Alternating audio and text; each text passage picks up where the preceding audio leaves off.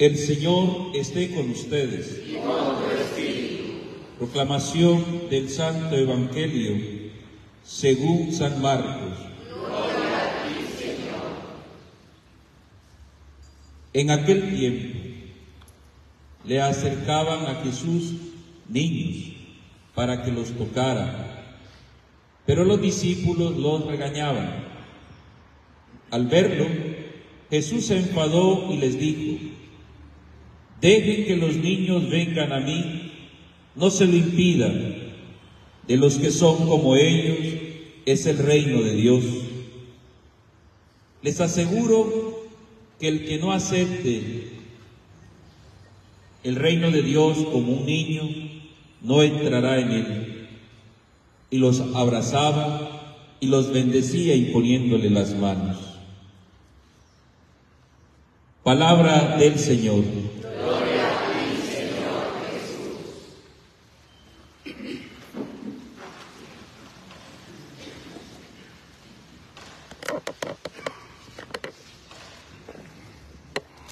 Hoy está fallando todo, no hay agua en la casa, no, la luz no funciona, el sonido tampoco, y por eso estamos en esto.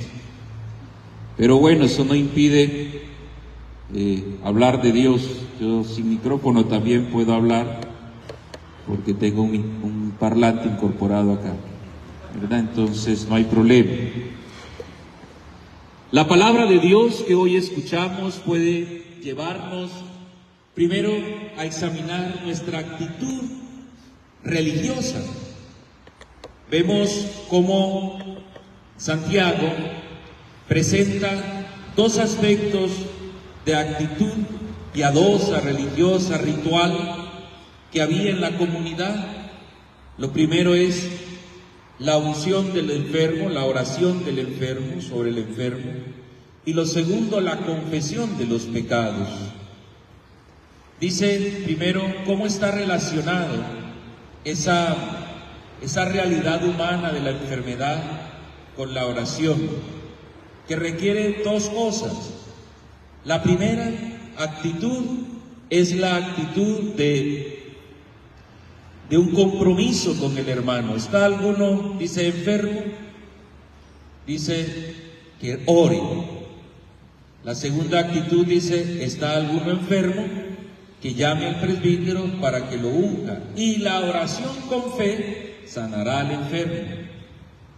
Entonces, vemos que la realidad humana es transformada por Dios.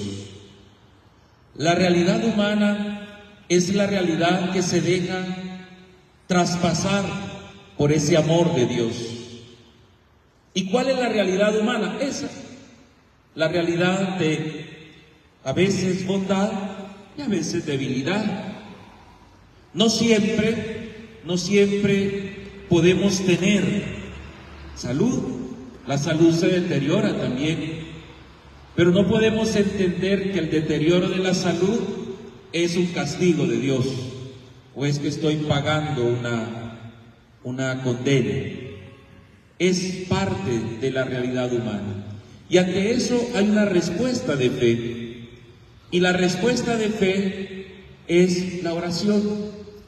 La oración que se hace con fe sana. La oración que se vive desde la fe sana, dice hoy Santiago. El segundo aspecto es la confesión.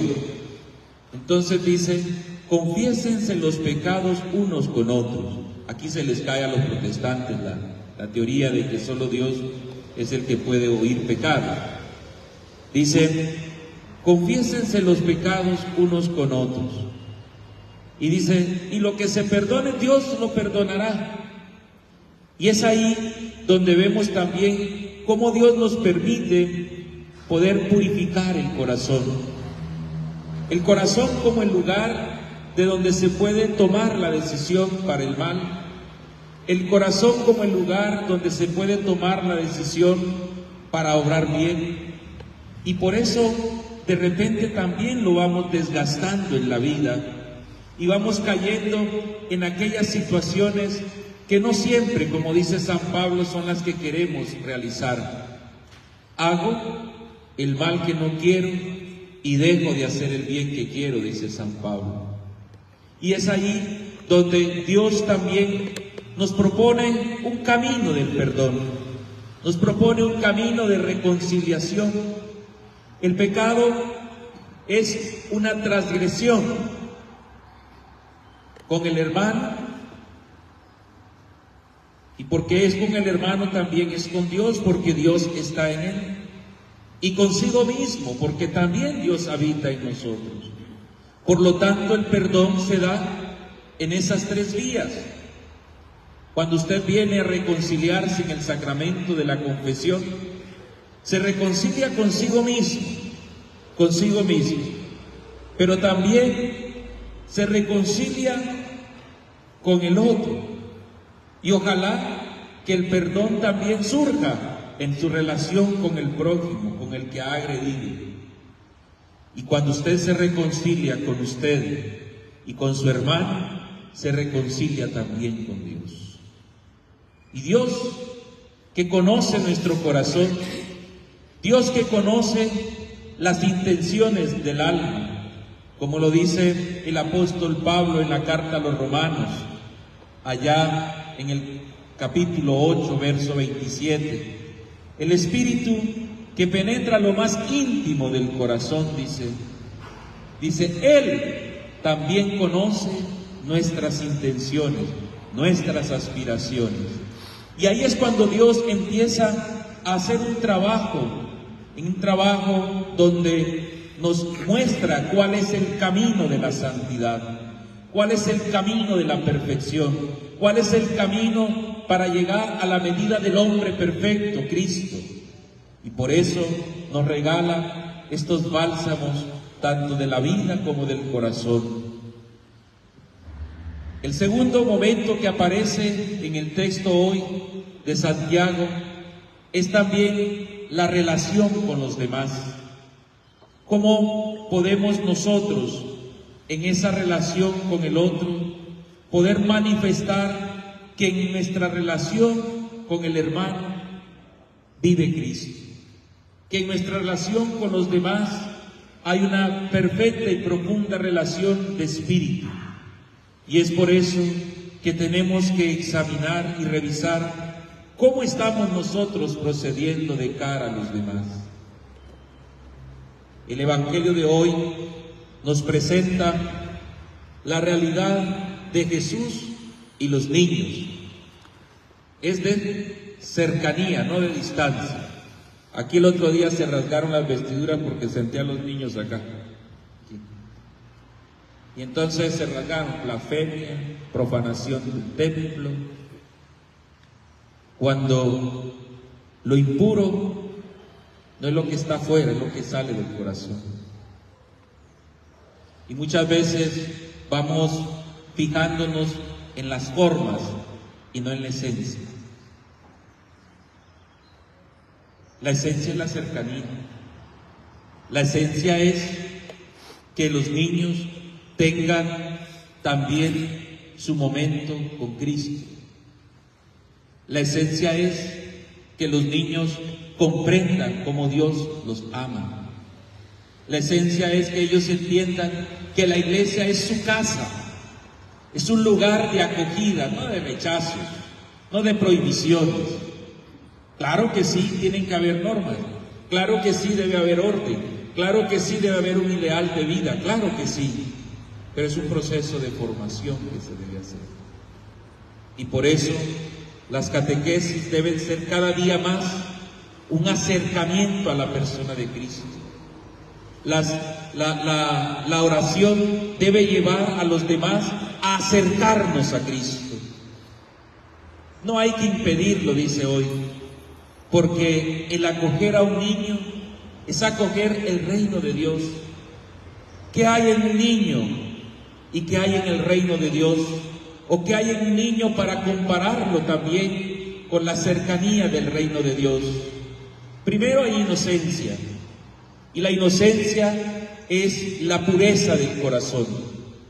Dichosos los limpios de corazón, porque de ellos es el reino de Dios, dice la bienaventuranza. Entonces, lo primero es la inocencia del niño, que hace que tiene su corazón limpio.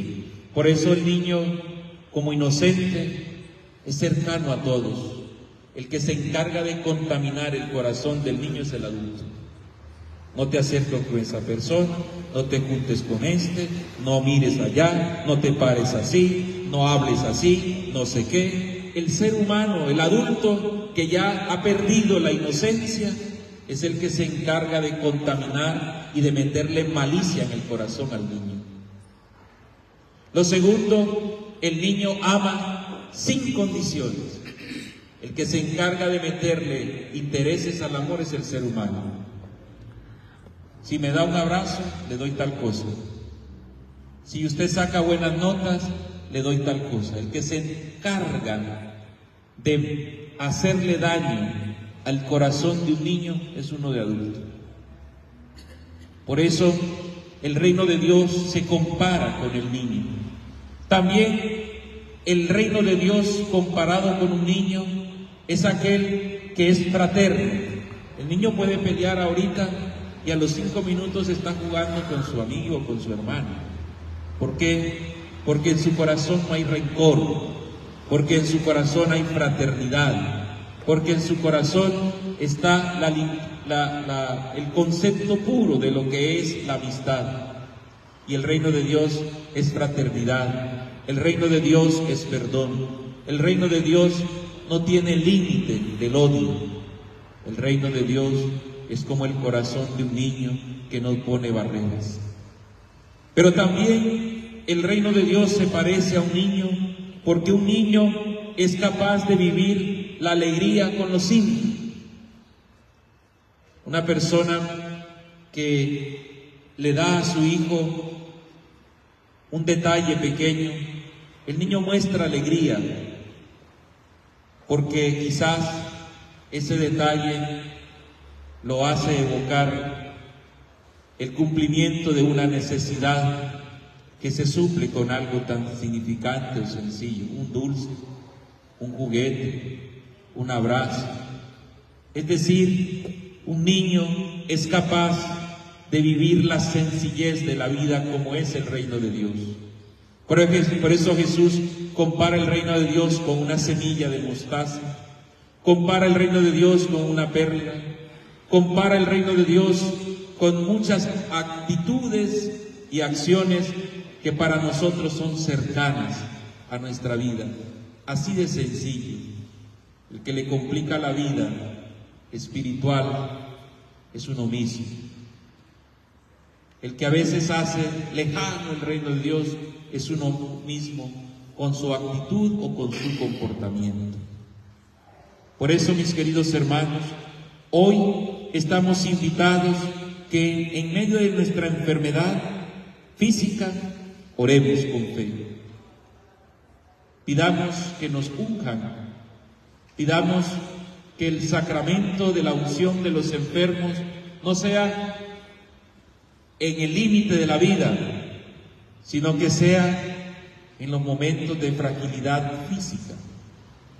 Que el sacramento de la reconciliación nos fortalezca para poder capacitarnos y tener una vida nueva, no una vida frágil en el pecado, sino una vida nueva, renovada, transformada en el Espíritu. Que podamos vivir en nuestros actos, en nuestra vida, manifestando la presencia de Cristo en nosotros, y que nuestra cercanía con el reino sea semejante a acoger a un niño, abrazarlo, dice el texto, acercarlo a Cristo, y que pueda descubrir en esa cercanía cómo actúa el reino de Dios en nosotros. Y dámosle eso al Señor hoy y dejémonos transformar y renovar en el Espíritu. Amén.